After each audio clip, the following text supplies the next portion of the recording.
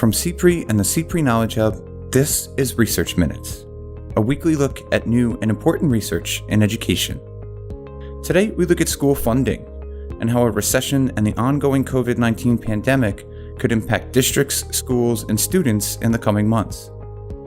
I see that this generation of students is going to suffer something on the order of 3 to 6% lost wages over their entire life career. And it's going to be worse for disadvantaged kids.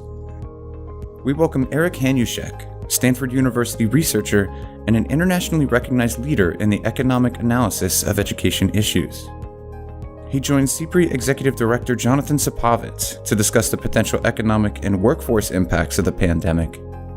I think that you will see some teachers, particularly the older teachers, just saying, well, maybe it's time for me to hang up the teaching book and move on.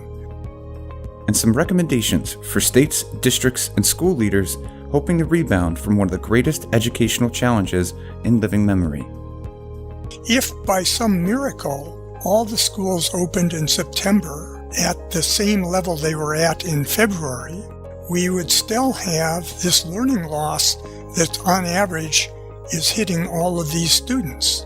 The only way we're going to protect the students that were in school and sent away is by making the schools better than they were. That's right now on Research Minutes.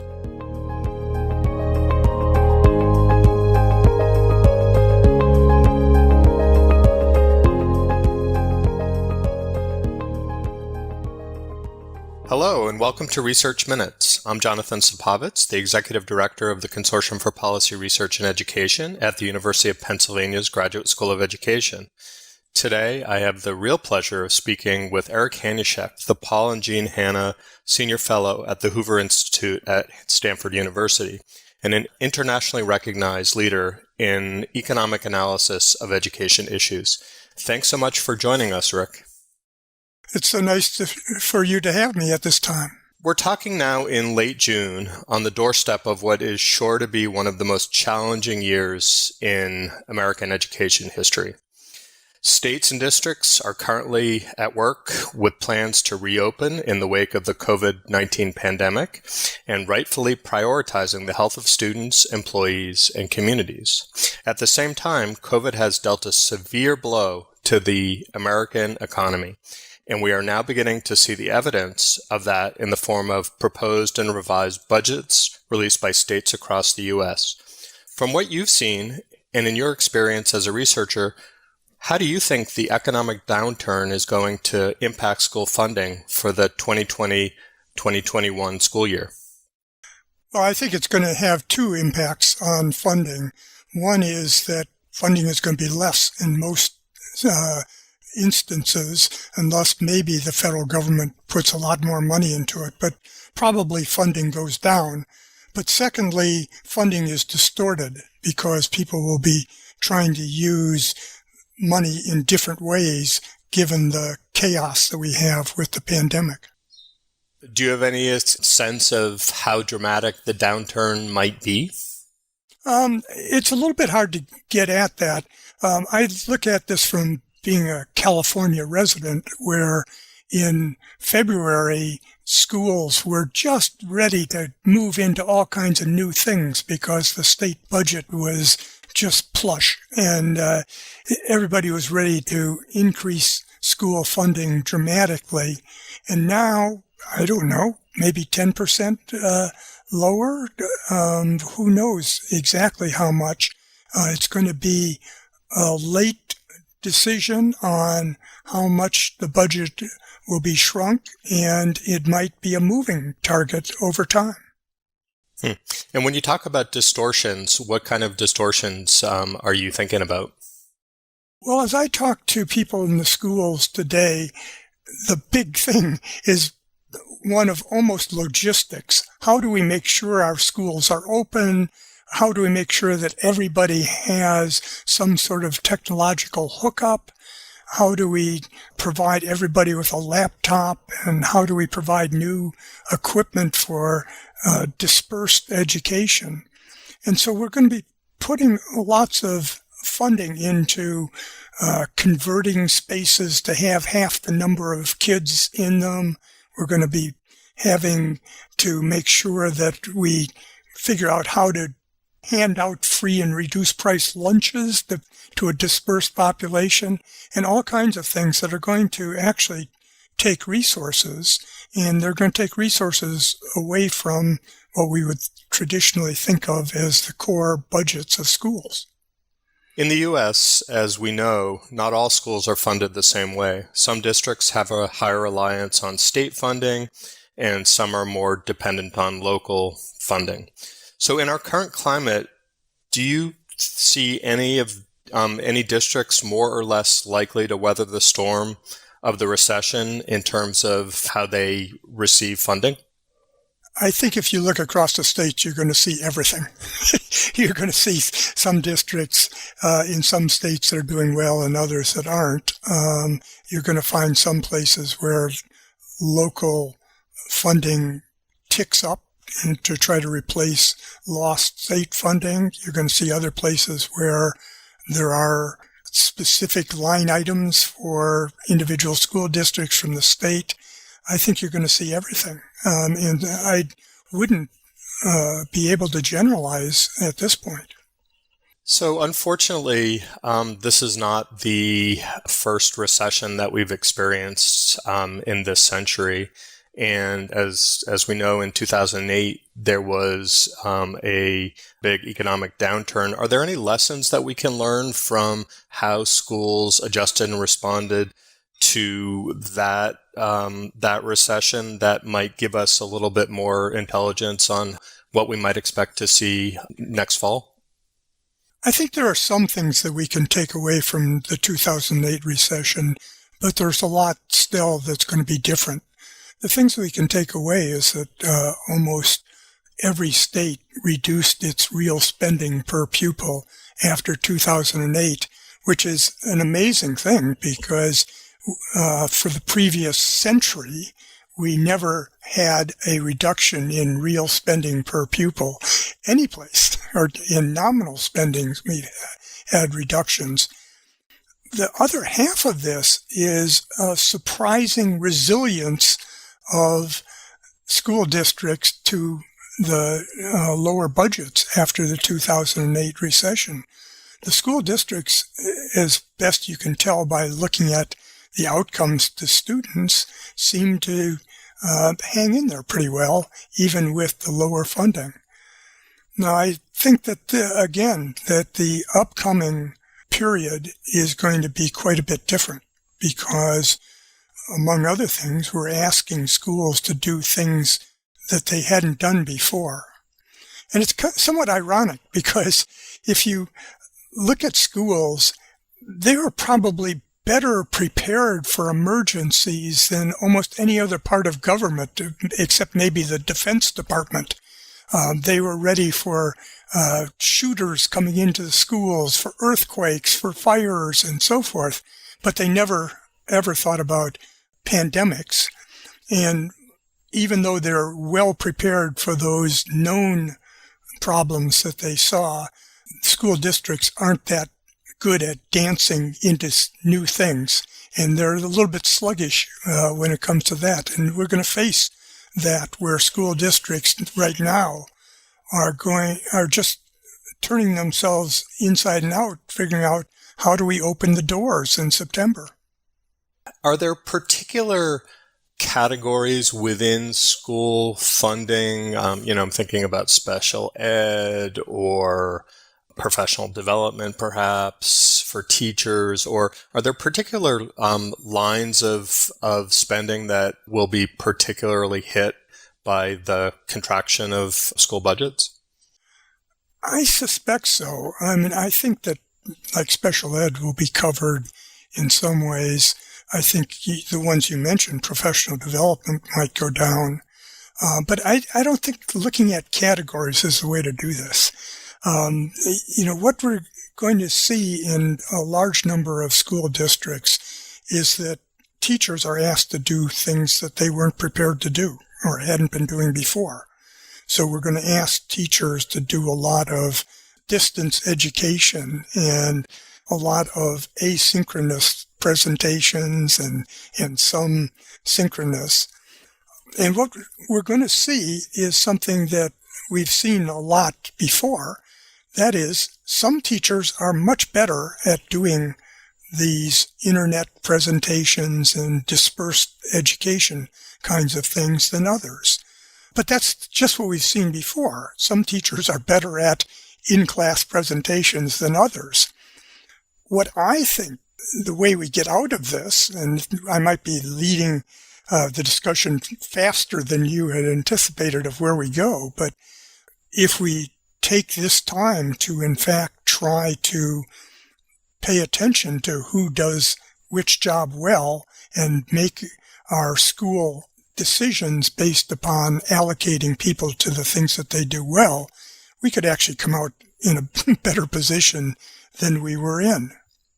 It's certainly true that these kind of crises lead to different kinds of innovations, and indeed with online education and distance learning, we might start to see some new developments in that area, although I would suspect that districts that have less technology infrastructure and students who have less access to technology, so easily this could exacerbate inequalities. How do you see inequality being exacerbated by the current circumstance?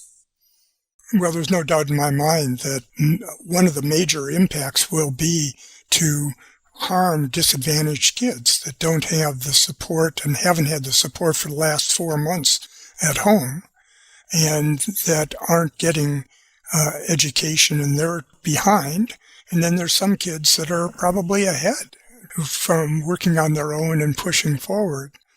The one point I would make as an economist is that when I look at the last closure of schools that happened everywhere over the last 4 months, I see that this generation of students is going to suffer something on the order of 3 to 6% lost wages over their entire life career.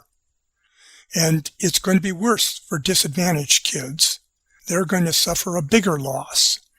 So when I look at the staffing of schools and what we're doing, I see that we want to make the schools back to something like what we had before. We want to try to do as best we can to get to this previous levels. Well, that's not enough, because that will not help this generation of students. If by some miracle all the schools opened in September at the same level they were at in February, we would still have this learning loss that on average is hitting all of these students. The only way we're going to protect the students that were in school and sent away is by making the schools better than they were. And that really comes in doubly in the case of disadvantaged kids, that to bring them back up to where they would have been is going to take a significantly better amount of education than they were getting in February. And so that's where I'm saying that we have to think about how we make sure that our disadvantaged kids, the ones that were most harmed by this, get a better education.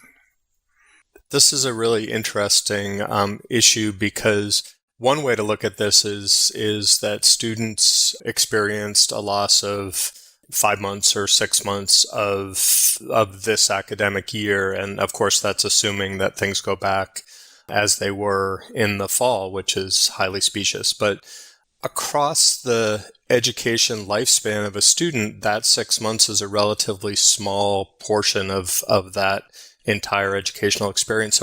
So 2 questions follow from that. One is, how do you put that 6 months into perspective across the 12 years of schooling or 16 years of schooling? And 2 is, will this impact students at different ages differently, young learners versus high school students? Well, the latter question is kind of difficult to answer. We don't have enough information about what would happen at different ages and different positions. But what I think is going to happen is that in September, we're going to open up our schools, and the teacher is going to walk in and see a much larger variation in preparation of the students in every class. We're going to expand the variations that are coming in. And I think one of the aspects of that is that we have to stop thinking that the number of years that somebody has sat in their seat is a good indicator of where they're at and what kind of education we should give them. So this is the second half of what I see as the necessity going forward if we're going to save this cohort, this generation. And that is that we're going to have to think a lot more about meeting the kid where he is, the student, and their ability, and building on that, and a lot more competence-based education than we had before. Now, what I find interesting is that there is relatively little discussion of any of these things, even though these are two issues. One is the quality of the teacher that each kid gets, and secondly, whether we pay attention to the ability of the student. These are two issues that we've known about forever, that existed in good old-fashioned February schools, but now I think we might be pushed to have to actually deal with them and to try to make decisions that are hinged on recognizing these two facets of schools. So unfortunately, tough decisions are going to be facing the school administrators in the weeks and months ahead. So from your experience, what kinds of recommendations would you have for states and district and even school administrators and leaders as they face the prospect of reduced funding this year? Well, reduced funding means that you have to cut back someplace. My answer is never a popular one, but there's obviously going to be some requirement to reduce the number of people in the schools because 85% of school budgets go toward people. Now, it's absolutely the case that schools could come out ahead if they choose who they release. If they release people that aren't contributing very much to the education of kids and keep the ones that are really contributing, the average kid could come out way ahead. But that's not what would happen according to California law that says uses a LIFO system if we have reductions in force, last in, first out.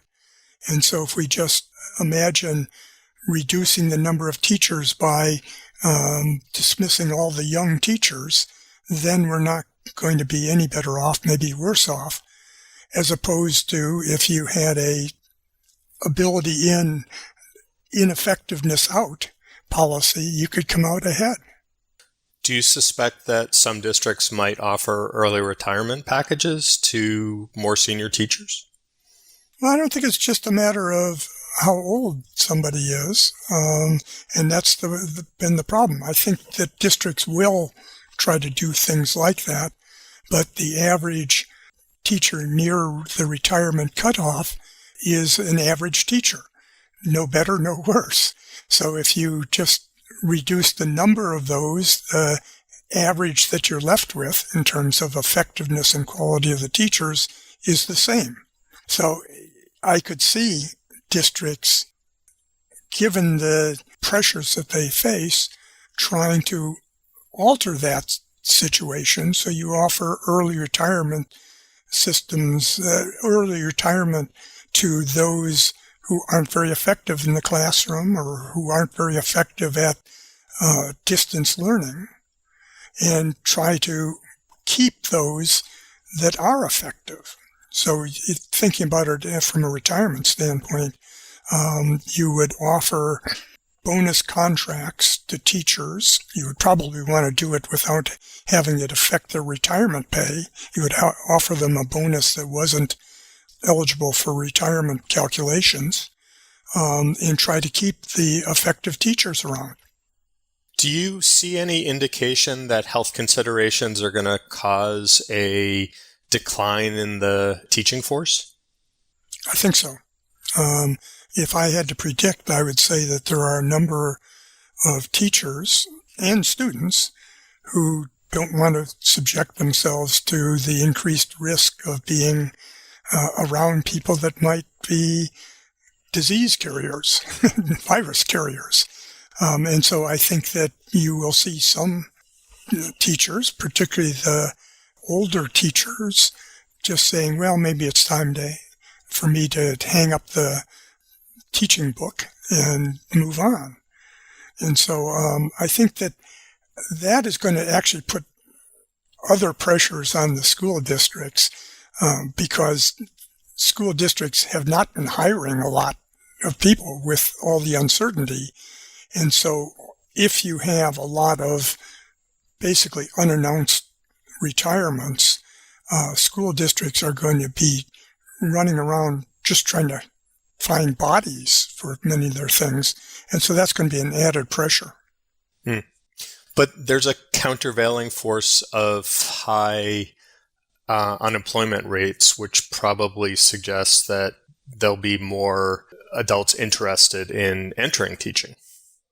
Well, there might be, but we have all these rules that determine which adults can enter, and presumably the ones that are going to enter most frequently are young teachers who were in good faith going to schools of education all last year, and then all of a sudden the world changes. And so you're going to have a stock of those people.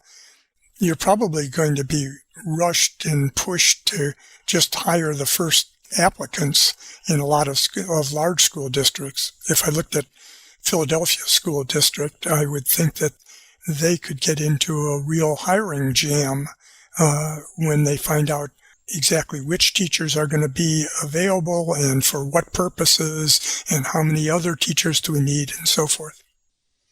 It's going to be a complex situation in the fall.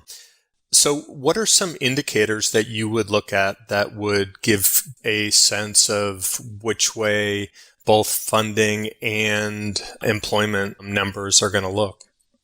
Well, I think that employment numbers are actually going to start coming back, and they'll come back in the fall, just normal unemployment rates, which has been skewed in lots of ways by the way we've closed all the people-oriented businesses. The funding matters are largely going to be ones of what state legislatures do and how they react. And it's going to take leadership in governments and in the governor's office and the executive branches across the states. And the governor's offices aren't any better prepared for these decisions than the schools were. So it's going to be an interesting time. So keep an eye on the state legislatures and see what they're doing for funding.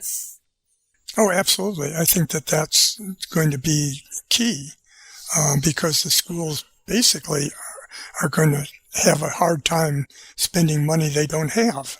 It's going to depend upon the flows of funds coming in. We know that much of the local money is going to be a bit erratic, I guess, where we allow people to defer payments on their mortgages and probably defer payments on their property taxes, etc. Even though that might not be completely legal, we're going to see a bit of that. And that's going to add to a bit of more instability. We're certainly heading into an uncertain time in the fall. Eric Hanushek, once again, is the Paul and Jean Hanna Senior Fellow at the Hoover Institute at Stanford University, and you can read more about his work by visiting hanushek.stanford.edu. Eric, thanks so much for speaking to us on Research Minutes today. Thanks for having me. Thanks for listening to this week's Research Minutes, presented by the CPRE Knowledge Hub. For more episodes or to subscribe, you can find us at researchminutes.org. To share thoughts on today's episode or to suggest a future topic, follow us on Twitter at CPREHub. That's CPREHUB.